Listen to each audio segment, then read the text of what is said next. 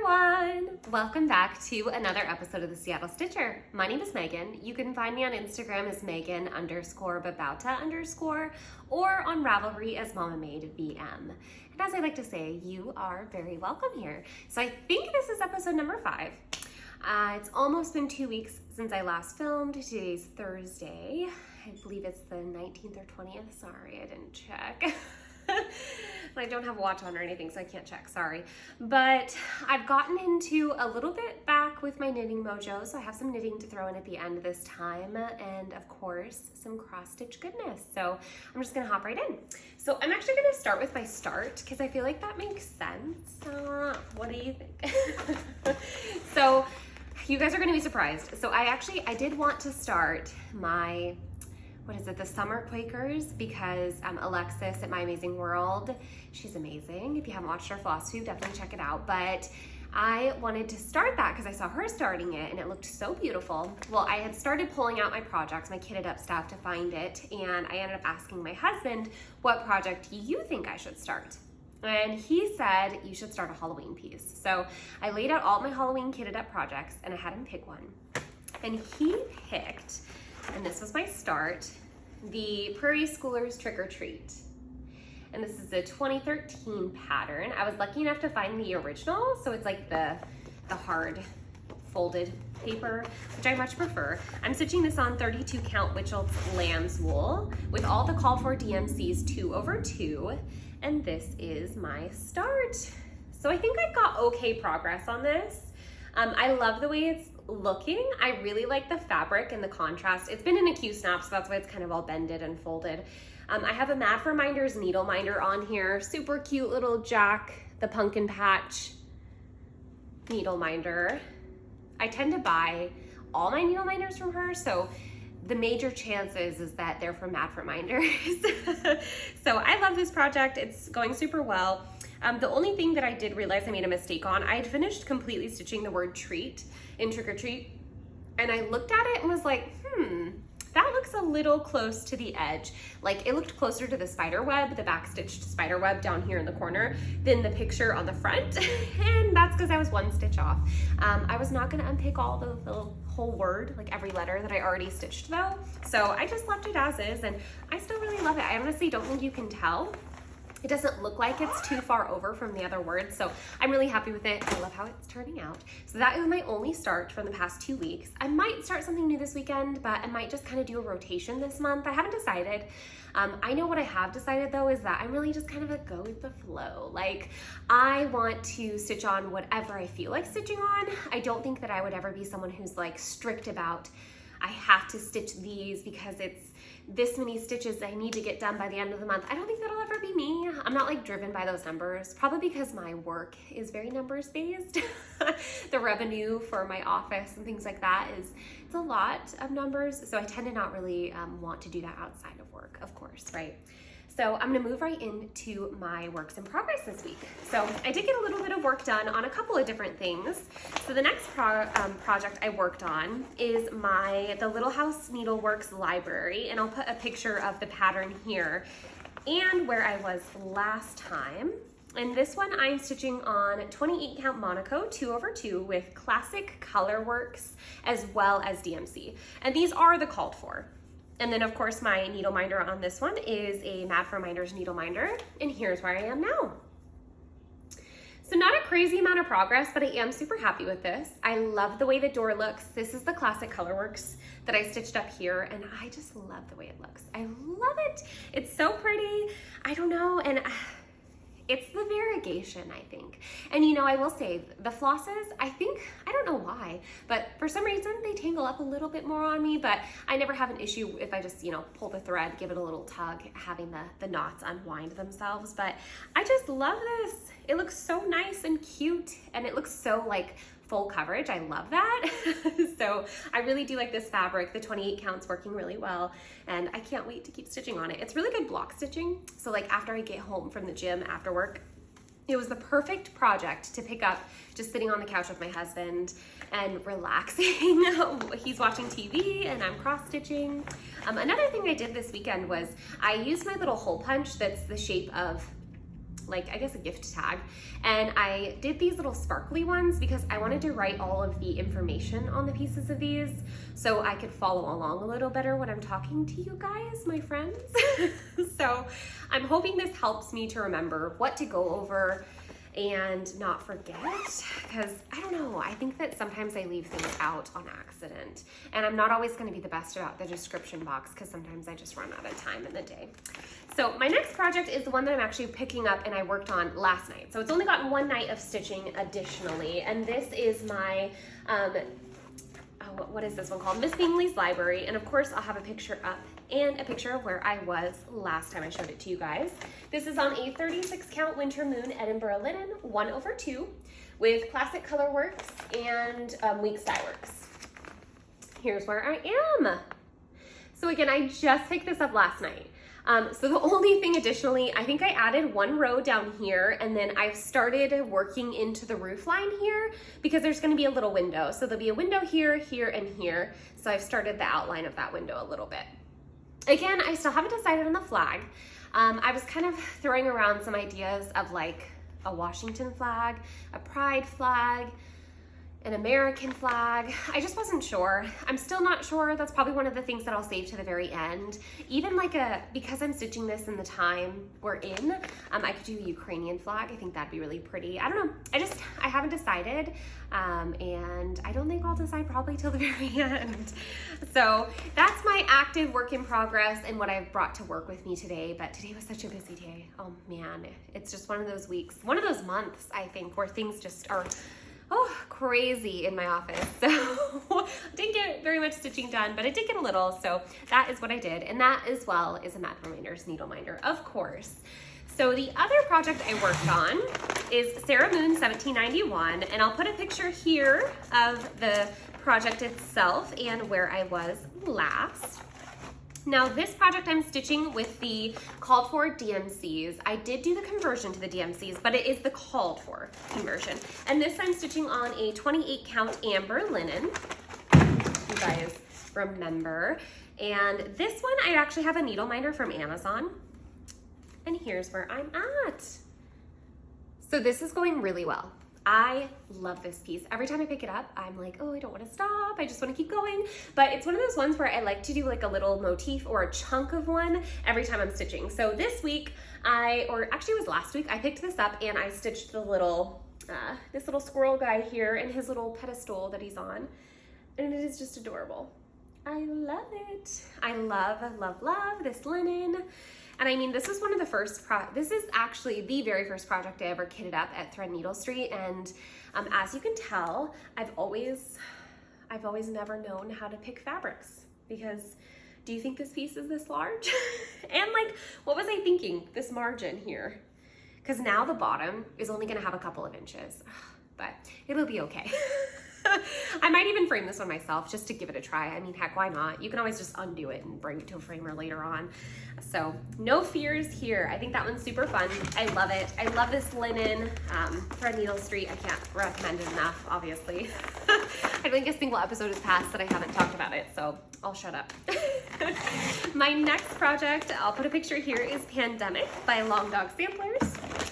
And of course, I will put a picture of where I was last. This one I have a Mad Reminders, or no, sorry, I have a 1, 2, 3 stitch needle minder. And I just looked up blue needle minders, and that's how I got to it. And here is where I'm at now. I love it. Ah, I love it so much. I think it's gonna look amazing. I know I say that every time, right? So what I added this past week or so was this little bird chickadee thing. And then this is the last motif on this page that I have to partially complete. It's not even the full motif. I went in here and did all of this like half triangle, and then I completed these triangles that are striping down. So I'm happy with that progress. It's one of those ones where I just kind of pick it up as I feel like it, and I do a couple of threads worth of the DMC and move along. I'm super happy with this. I am 2 pages away from being fully across the top, and that's super exciting. And I realized as well that I think it's actually going to fit on one piece of Ada. When I very first started this, because it was my very first cross stitch project, I had actually originally bought a Lugana, a 28 count antique white Lugana, and I measured it and thought that I wouldn't have enough room. but now I realize that I think that the called for fabric size in the dimensions on the paper are the fabric size you need, not the size of like the complete stitched area. But you know, honestly, I'm not sure. I have purchased an extra piece of Aida in case I need to piece them together.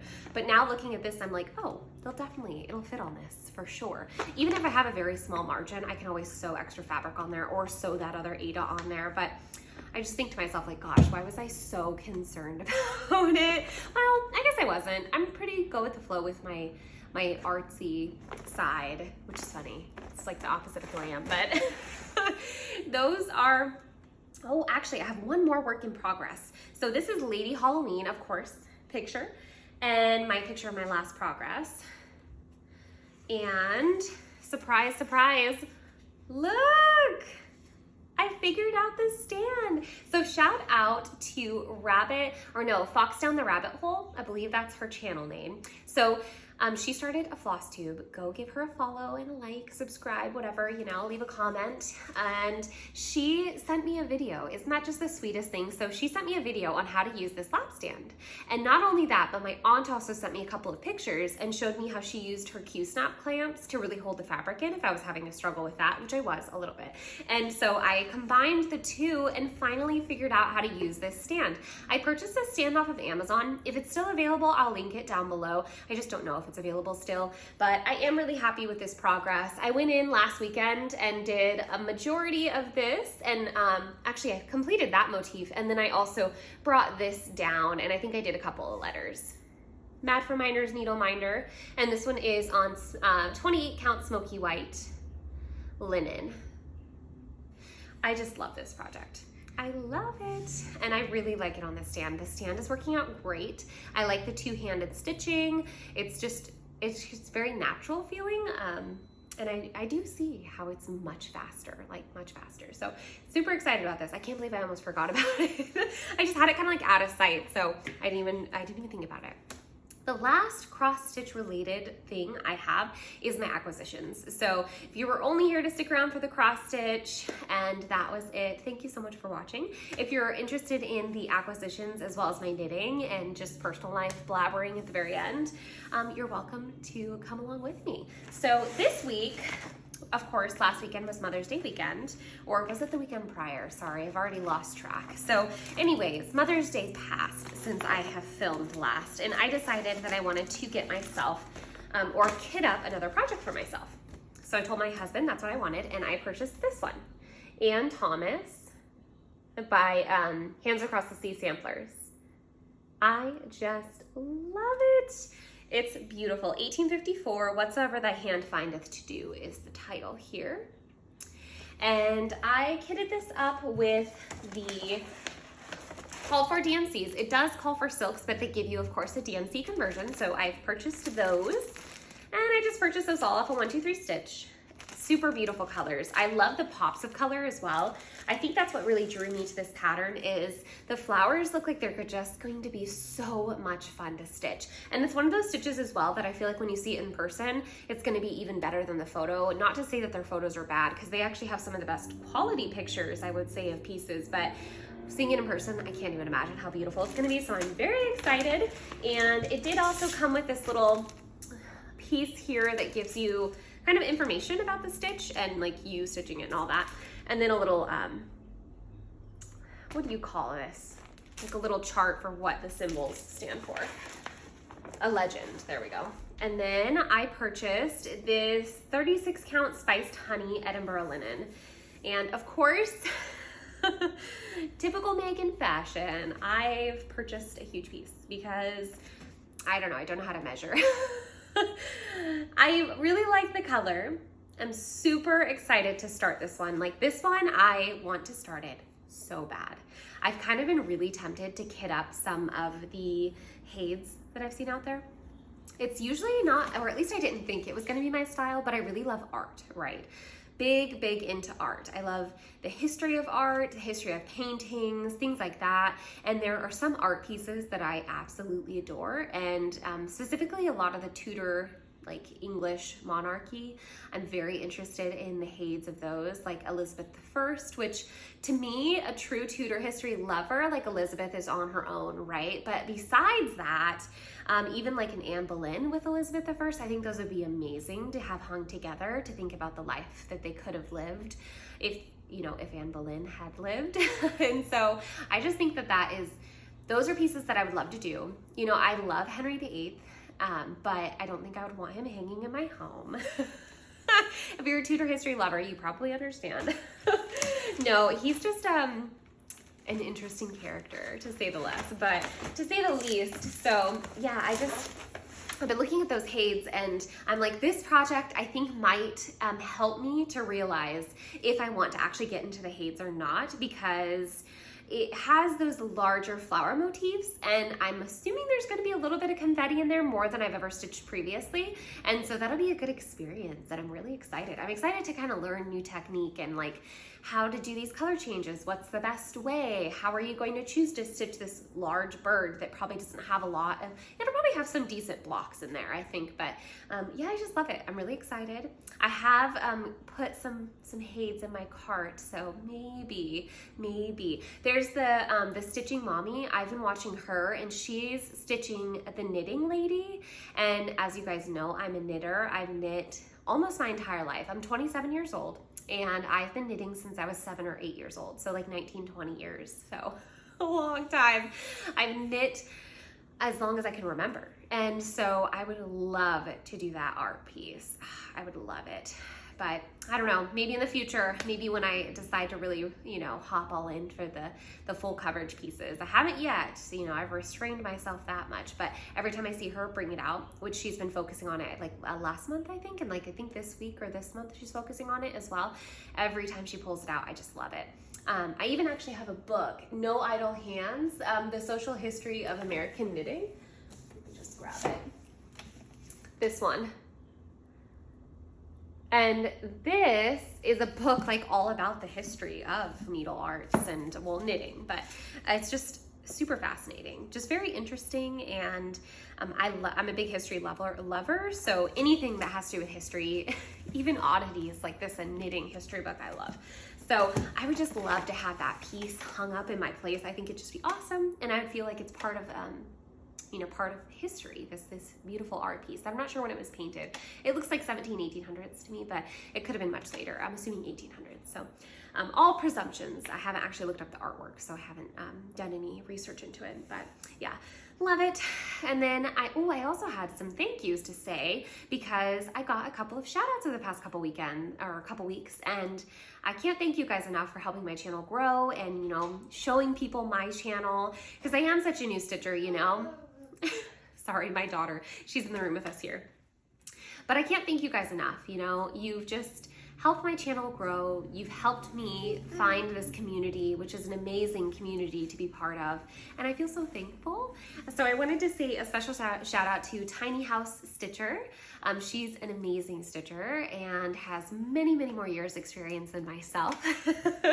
But she shouted out my channel, and I couldn't be more grateful. Her pieces are beautiful. Definitely go give her a look, like, and subscribe if you care to watch. She's wonderful. And then I did get a comment saying that finally a farm girl had shouted me out. I did watch her last video, but I didn't hear the Seattle Stitcher being mentioned there. But nonetheless, I love her channel. Her stitches are beautiful, and she's one of those stitchers that has the wall behind her that has all those beautiful projects, and you're like, oh, so jealous. At least I am. You know, I just got into stitching, so since it's new to me, I'm still, you know, I don't have any finishes, and I don't have anything beautiful to hang on my walls, so I love watching that and seeing all those beautiful things. So definitely give her a follow.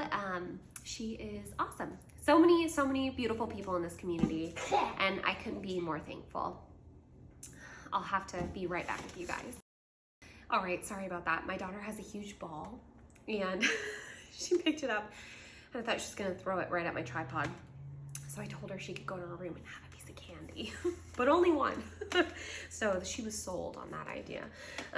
So anyways, I got sidetracked, but just thank you, you know, thank you for all the comments and your guys' kindness and your welcome, you know, being so welcoming to this community. I just love that. One of the big reasons that I never tried to do any any kind of videos was, I guess, like the, you know, the fear of the judgment or whatever. You know, I know I talk fast and I'm not for everyone, and I realize that that's okay. It's okay. And I'm glad I put myself out there. So anyways, moving along to knitting now. I did do a little bit of knitting this week. So this weekend I picked up my no frills sweater and I finally finished it. Yay! So this is the Petite Knits no frills sweater. And I knit this with Knit Picks Capretta yarn, as well as Trilogy Yarns Fluff Base in the colorway Cactus Flower. I will say that the fluff base has been discontinued, but she has replaced it with a Surrey alpaca base. I'm not sure if it has a special name. I know that her colorways, or sorry, not colorways, but her bases have special names like glamorous, fluff, things like that. And to me that gets a little confusing, but I love her. And I love her dyeing style is just amazing. This is a beautiful speckled yarn, so I just love it. I love it, love it, love it. I can't wait to give it a wear, but I need to block it and weave in a couple more ends. So I suppose it's not completely finished, as I have like a couple of ends to weave in on the sleeves, but it's just so fluffy and beautiful and amazing. I'll put in some pictures of me wearing it so you guys can see it a little bit better on the body. I think I knit the second size, and I knit it on the called for needle size. The only thing that I change is when I knit sleeves, I knit on 9-inch circulars, and so I actually knit with a needle size larger, because I noticed that my gauge is a little bit different when I'm knitting with the circulars, the 9-inch circulars, versus when I'm knitting with a larger needle. So, or I guess I should say a larger circumference.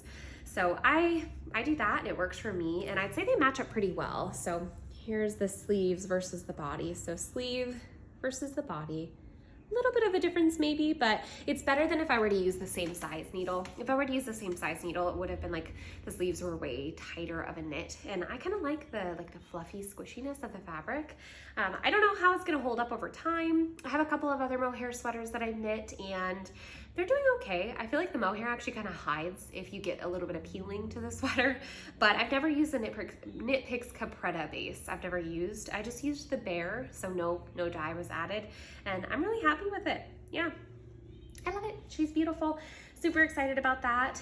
I did do a little bit of knitting on my Ilia sweater, which is knit with the BC Garn Bio Shetland in the colorway Cinnamon. I'll have to insert a photo because I don't actually have it with me, and you guys can see I just added a little bit to the ribbing on the bottom, but that's about it. So that is everything for these past couple weeks. It's been a quick one, but thank you for watching and subscribing, and you know, let me know what you think I should start next. And oh, I did want to ask, do you guys want more talking about my books? Do you want me to make a special video kind of touring my book stash and how I organize them and the different genres or whatever that I have? I know I read mostly nonfiction, but I like psychology and philosophy and history, so I have a little bit of that stuff in my shelves, and I was interested if you guys are interested and if you'd want to watch that. And also if you would like videos just dedicated to knitting separately, or maybe even a stash tour of all of my knitting stash and my yarns and all that good stuff, or even a kit parade, or even just a whip parade, just a single video with all my whips in it. I haven't done one because you guys have literally been here almost since the beginning of my stitching journey, because I've been stitching for like 3 or 4 months, since January. December is when I learned. January is when I started my very first project, and we are now in, what are we in? March, April, May? We're in May. Ah, goodness, it's crazy how you lose track of time. So I've only been stitching for 5 months, a little bit less, right? Because I picked it up, started a project, and then I kind of just dropped off for like an entire month because work got crazy. And then I repicked it back up, and I kind of just go back and forth with knitting and cross stitch. But I noticed that right now I just have a drive to do both, and mostly cross stitching. So I just go with the flow. I like it that way. But would you guys be interested in seeing that stuff? You'll have to let me know. It's been lovely to see you guys, and I hope that you find something that brings you joy this week and peace or happiness. I wish the best for you all, and I will see you in another 2 weeks. Have a great day. Bye.